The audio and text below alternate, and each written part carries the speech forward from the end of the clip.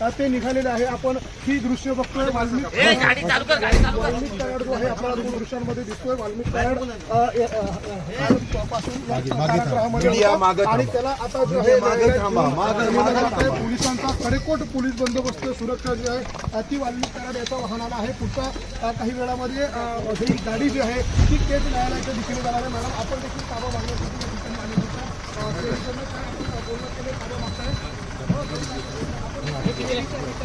पुन्हा एकदा वाल्मिक कराड यांना बघूया। त्यांना इथे गाडीमध्ये बसवण्यात आलेलं आहे आणि वाल्मिक कराड यांना घेऊन ही गाडी जी आहे ती आता पुढे निघेल आणि ही केसच्या वाल्मिक कराड यांना न्यायालयीन कोठडी जी आहे ती देण्यात आली। ती वाल्मिक कराड यांच्याशी आपण बोलण्याचा प्रयत्न करणार। तुम्ही कालपासून आतमध्ये आहात, जेवण केलं नाही असं कळतंय, काय कारण? अण्णा आपण बघतोय वाल्मिक कराड याला आता इथून घेऊन नेलं जातं आणि वाल्मिक कराड जो आहे त्याला आता केसच्या दाखल केलं जाणार आहे।